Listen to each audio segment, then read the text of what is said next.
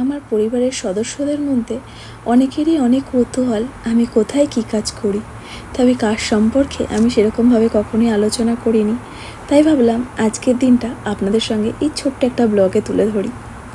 আমি সিঙ্গাপুরেই ports fashion নামে একটা কোম্পানিতে কাজ করি। পোর্টস সম্পর্কীয় যাবতীয় জিনিস এখানটায় পাওয়া যায়, যেমন football, cricket, basketball, running, gym, যাবতীয় জিনিস।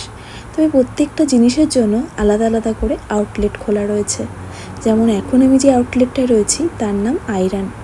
রান সম্পর্কীয় যাবতীয় জিনিস যেমন টি শার্ট, জুতো, হেল ড্রিঙ্কস, ওয়াটার বোতল, ব্যাগ, যাবতীয় কিছু এখানটাতে আপনারা পেতে পারেন। আর এইসব ছেলে মেয়েদের যে দেখছেন এরা সবাই রানার। আজকে নাইকি আর অ্যাডিডাস জুতোর লঞ্চিং ছিল, তাই সকাল থেকেই অনেক ব্যস্ততা।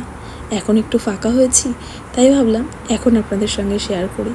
প্রত্যেকবার লঞ্চিংয়ের সময় এরা এসে হাজির হয়, তবে যে প্রত্যেকবারই এরা তা নয়, এক একবার এক একজন করে আসে, অন্য অন্য ব্যাচ আসে। এবারে এই ব্যাচটা এসেছে। এরা ভীষণ পারফেক্ট হয়। প্রত্যেকটা আউটলেটের জন্যই একজন করে ম্যানেজার ধার্য করা রয়েছে। কোন আউটলেটে কোন মডেল যাবে, কতগুলো মডেল যাবে, সব ব্যাপারে দেখাশোনা করার জন্য।